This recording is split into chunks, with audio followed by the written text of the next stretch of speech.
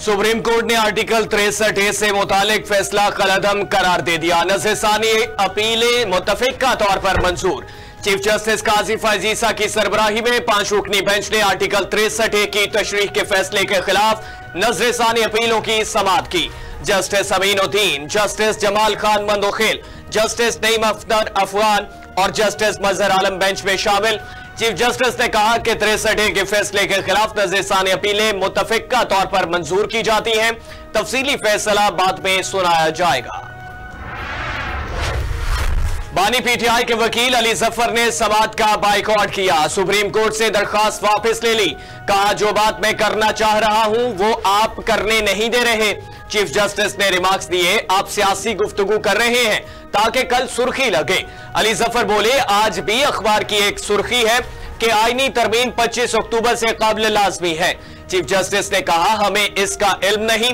अली जफर बोले, हुकूमत आईनी तरामीम और जुडिशियल पैकेज ला रही है। आपने फैसला दिया तो यह हॉर्स ट्रेडिंग की इजाजत होगी। चीफ जस्टिस ने रिमार्क्स दिए, आप हद पार कर रहे हैं। हम तौहीन अदालत लगा सकते हैं। हॉर्स ट्रेडिंग क्या होती है आपको हम बताएं तो आपको शर्मिंदगी होगी। मुल्क को चलने दें, एक फैसले से क्यों घबरा रहे हैं।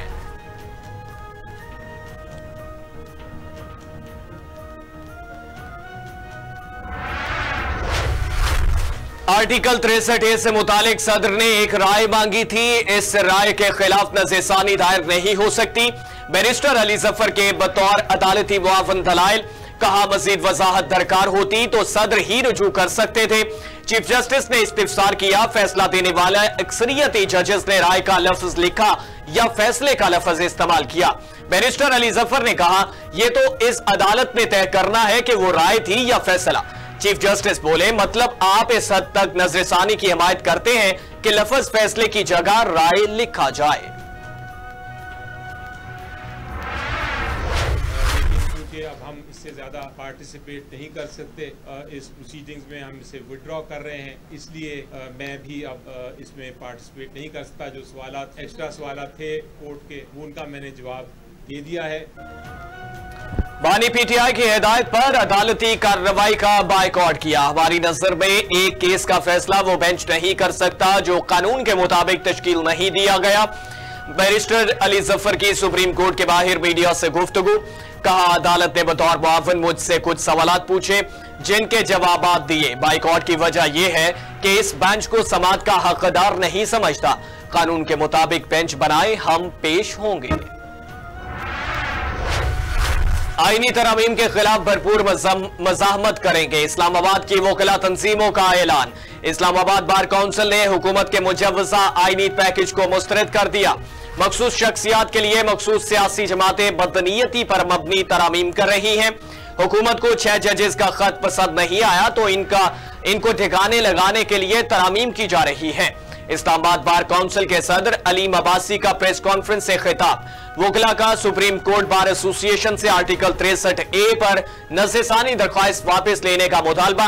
कहा, supreme court bar stake holder नहीं तो क्यों नज़रसानी दायर कर रही है।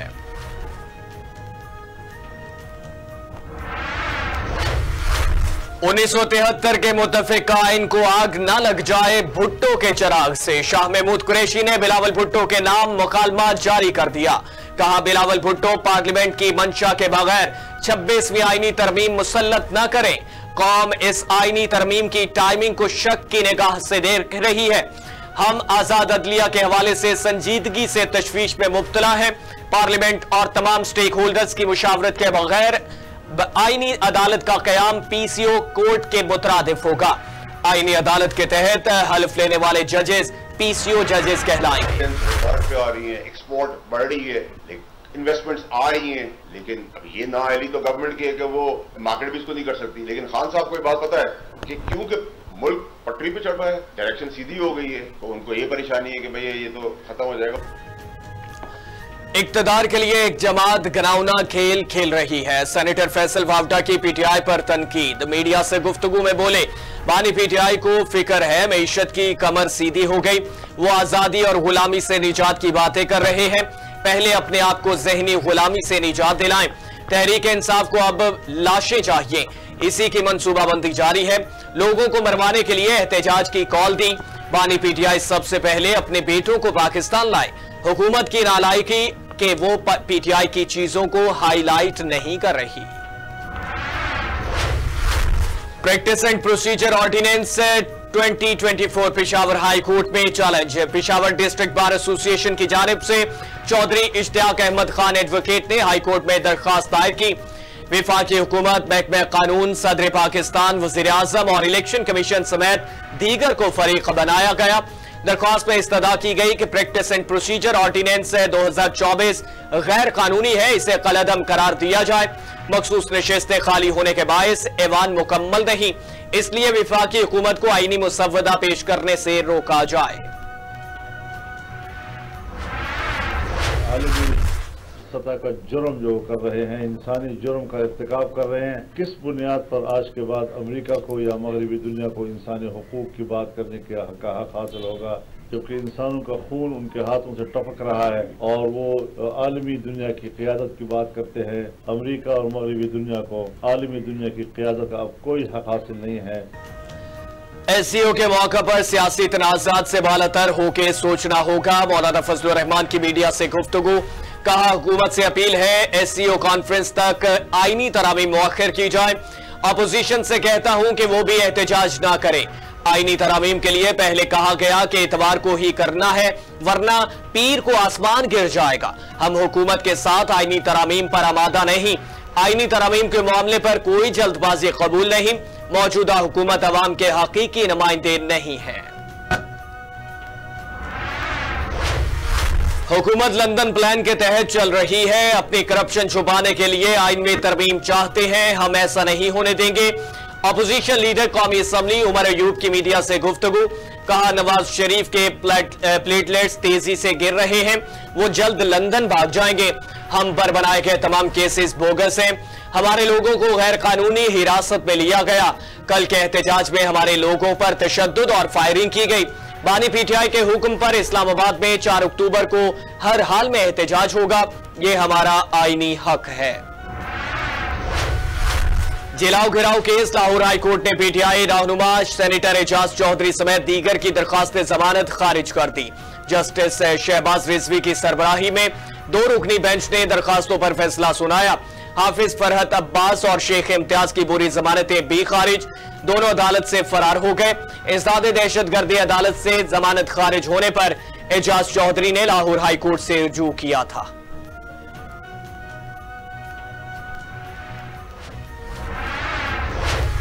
हुकूमत पंजाब ने लाहौर में 6 रोज के लिए दफा 144 नाफिज कर दी। नोटिफिकेशन जारी, हर किस्म के सियासी इज्तिमात, धरने, जलसे, मुजाहरे और एहतजाज पर पाबंदी आए। इस पाबंदी का इतलाक जुमेरात 3 अक्टूबर से मंगल 8 अक्टूबर तक होगा। नोटिफिकेशन के मुताबिक अमन व अमान की क़याम, इंसानी जानों और अमलाक के तहफ़्फ़ुज़ के लिए दफा 144 नाफिज की गई। सिक्योरिटी खतरात के पेश नजर कोई भी अवामी इज्तिमात दहशत गर्दों के लिए सॉफ्ट टारगेट हो सकता है। सूबाई महकमे दाखिला के मुताबिक दफा 144 के निफाज का फैसला जिले इंतजामिया की सिफारिश पर किया गया।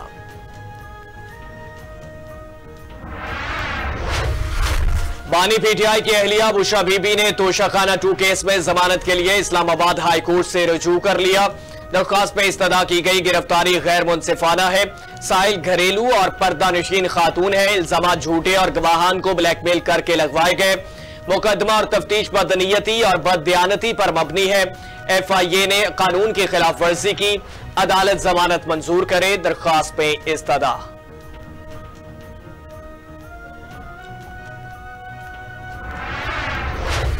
तहरीक इंसाफ का एहतजाज, मुख्तलिफ शहरों में कंटेनर्स खड़े कर दिए। इस्लामाबाद समेत कई शहरों में दफा 144 नाफिज, सिक्योरिटी बढ़ा दी गई। मियांवाली में मोबाइल इंटरनेट सर्विस बंद, रेंजर्स तैनात। फैसलाबाद, बहावलपुर, टोबा टेक्सिंग, मियांवाली, चिन्योट और झंग में हर किस्म के सियासी इज्तिमात, धरनों, जलसों और मुजाहरों समेत एहतजाजी सरगर्मियों पर पाबंदी आयद।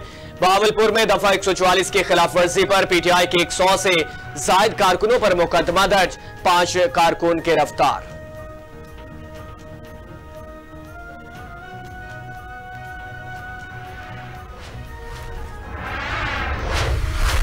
जाली हुकूमत कुछ भी कर ले, हम डी चौक पहुंचेंगे। अली अमीन गंडापुर की सरबराही में खैबर पख्तूनख्वा का काफिला डी चौक पहुंचेगा। मुशीर इत्तलात बैरिस्टर सैफ की वफाकी हुकूमत पर तनकीद, बोले जाली हुकूमत पुलिस गर्दी की हमाकत ना करे। पिछली बार वजीर आला खैबर पख्तूनख्वा ने बड़े दिल का मुजाहरा किया।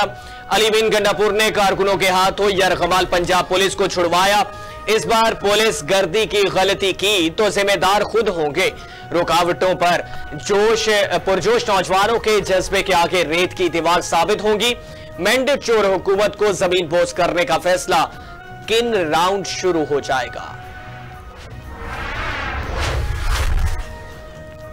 अडयाला जेल के लापता deputy superintendent Mohammad Akram, assistant superintendent रियाज खान और 2 वार्ड्स नौकरी से बरतरफ। जराये के मुताबिक अफसरान को जेल में कत्ल की इंक्वायरी में कसूरवार साबित होने पर नौकरी से बर्खास्त किया गया। जेल अफसरान के खिलाफ 29 फरवरी को जहनी मरीज कैदियों के सेल में हवालाती के कत्ल पर इंक्वायरी जारी थी। इंक्वायरी में deputy superintendent executive Mohammad Akram समेत 7 मुलाजिमीन को कसूरवार करार दिया गया। वज़ीर आज़म मोहम्मद शहबाज शरीफ से मलेशियन हम मनसब की मुलाकात, 2 तरफा ताउन के फरोग पर गुफ्तगू, इलाकाई और बैनुल अक़वामी मसाइल समेत उम्मत मुसलिमा को दरपेश मुश्किलात का अहाता किया गया। दोनों रहनुमाओं ने मुख्तलिफ शोबों में 2 तरफा ताउन को मजीद बढ़ाने और जामे हिकमत अमली अपनाने पर तबादला ख्याल किया। शहबाज शरीफ ने मलेशियन हम मनसब को साल 2025 के लिए आसियान की चेयरमैनशिप मिलने पर मुबारकबाद दी। इससे काबिल मुअज़्ज़िज़ मेहमान की वज़ीर आज़म हाउस आमद पर पुरतबाक इस्तकबाल किया गया और गार्ड ऑफ ऑनर पेश किया गया। इसराइल की हटदर्मी बरकरार, आलमी दबाव मुस्तरद। लबनानी दारुल हुकूमत बैरूत पर फिजाई हमला कर दिया, 6 शहरी शहीद, 46 अफराद जख्मी हो गए। शहर एक बार फिर धमाकों से गूंज उठा, कई इमारतें मलबे का ढेर बन गईं, गाड़ियों को भी नुकसान पहुंचा। रात गए बैरूत के जनूबी इलाके दहिया में 3 रोज जोरदार धमाके हुए और उनकी आवाजें भी सुनी गईं। इसराइली फौज के मुताबिक इसराइल का बैरूत के मरकज में यह पहला हमला है। इसराइल ने बुध की शब 5 दीगर फजाई हमले भी किए, जिनमें जाहिया में अहदाफ को निशाना बनाया गया। दूसरी जानिब इसराइल की हिजबुल्लाह से लड़ाई में 8 फौजियों की हलाकत की तस्दीक, कहा हिजबुल्लाह से झड़पों में 8 फौजी हलाक जबकि 20 से ज्यादा जख्मी हुए।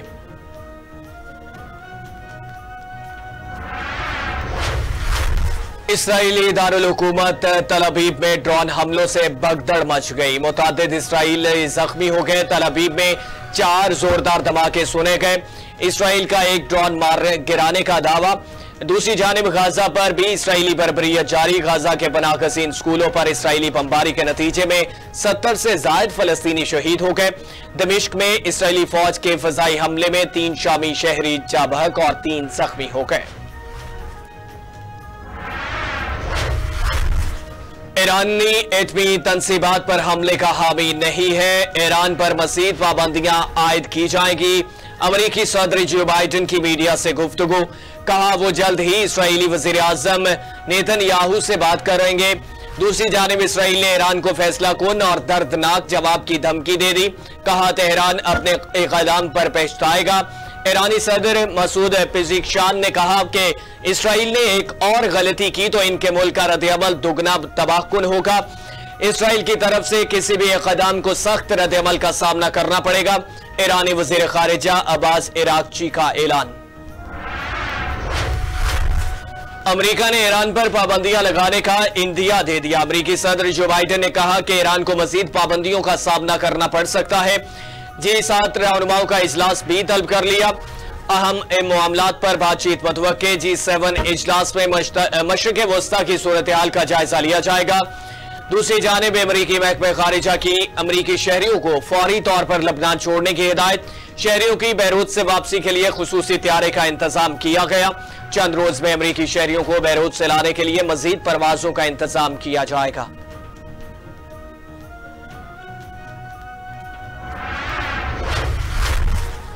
पेट्रोलियम मसनूआत की कीमतों में कमी के असरात। खैबर पख्तूनख्वा में डीजल पर चलने वाली पब्लिक ट्रांसपोर्ट के किरायों में कमी के अहकाम जारी। महकमे ट्रांसपोर्ट के मुताबिक किरायों में 2 से 14 रुपए तक कमी की गई। पेशावर से कोहाट तक एसी बस का किराया 183, पेशावर से मर्दान 163 रुपए मुकर्रर। पेशावर से एबटाबाद तक एसी बस का किराया 548 रुपए होगा। गर्मी का जोर बरकरार। मुल्क भर में माह अक्टूबर के आगाज में गर्मी का जोर ना टूट सका। 15 अक्टूबर के बाद मौसम में नुमाया तब्दीली का इम्कान। सूबाई दारुल हुकूमत का कम से कम दर्जा हरारत 25 और ज्यादा से ज्यादा 37 डिग्री सेंटीग्रेड तक जाने का इम्कान। शहर का मौजूदा दर्जा हरारत 27 डिग्री सेंटीग्रेड रिकॉर्ड। महकमे मौसमियात के मुताबिक शहर में आज बारिश बरसने से कोई इम्कानात नहीं। दिन गर्म जबकि रातें ठंडी महसूस की जाएंगी। 15 अक्टूबर के बाद मौसम में नुमाया तब्दीली मुतवक्के।